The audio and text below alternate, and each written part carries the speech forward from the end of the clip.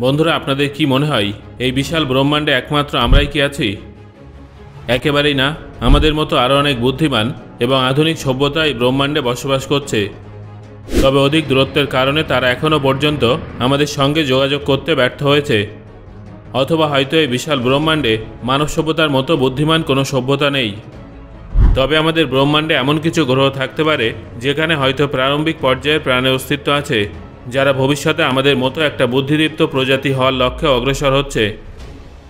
বন্ধুরা, এই প্রশ্নটার উত্তর জানার জন্য বিজ্ঞানীরা এমন কিছু গ্রহের সম্পর্কে স্টাডি করতে শুরু করেছেন যেখানে প্রাণ ধারণের জন্য প্রয়োজনীয় সমস্ত রকম পরিস্থিতি আছে এবং যেখানে প্রাণের উপস্থিতি থাকার সম্ভাবনা আছে। গবেষণার সময় বিজ্ঞানীরা এই রেড ড্রপ নক্ষত্রটাকে প্রদক্ষিণরত মোট 7খানা গ্রহের কথা জানতে পেরেছেন, যার মধ্যে 3টে গ্রহ হ্যাবিটেবল জোনে তাদের নক্ষত্রকে প্রদক্ষিণ করছে।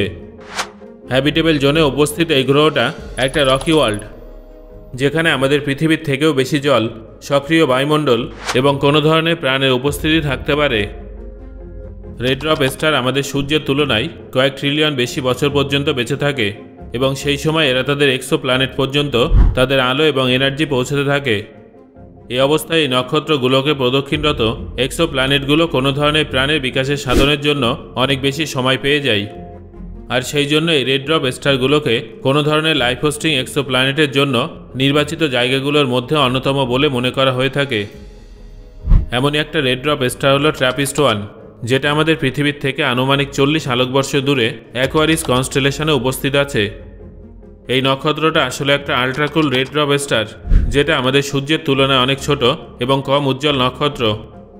তবে এই আবিষ্কারের সবথেকে উল্লেখযোগ্য বিষয় এটাই ছিল যে এই 7টা গ্রহের মধ্যে 3টে গ্রহ এই নক্ষত্রের হ্যাবিটেবল জোনে প্রদক্ষিণ করছে।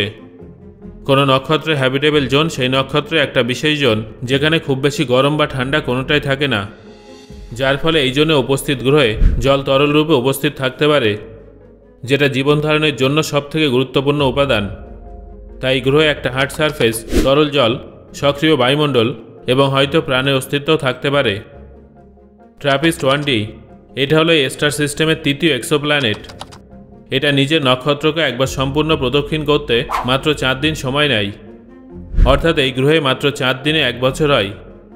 এটা তার নক্ষত্রের হ্যাবিটেবল জোনের ইনার রিজিয়ানে উপস্থিত আছে এবং এটা তার নক্ষত্রের থেকে প্রায় ততটাই সূর্যরশ্মি পায় যতটা পৃথিবী আমাদের সূর্যের থেকে পায়।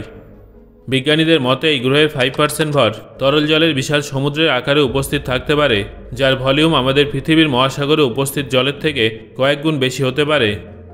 এই মহাসাগরে প্রাণের অস্তিত্ব থাকার প্রবল সম্ভাবনা আছে।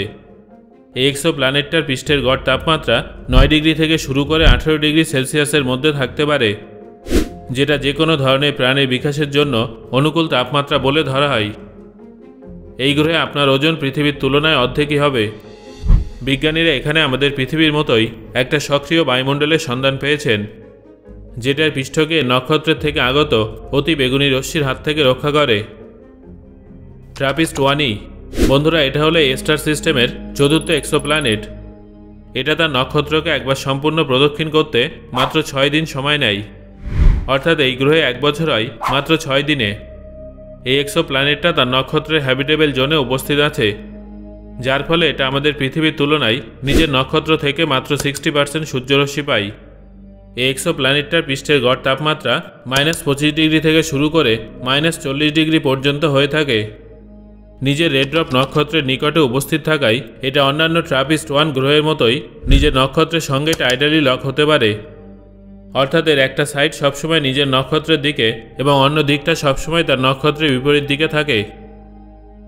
ট্র্যাপিস্ট-1f এটা হলো স্টার সিস্টেমের 5ম এক্সোপ্ল্যানেট। এটা তার নক্ষত্রকে একবার সম্পূর্ণ প্রদক্ষিণ করতে মাত্র 9 দিন সময় নেয়।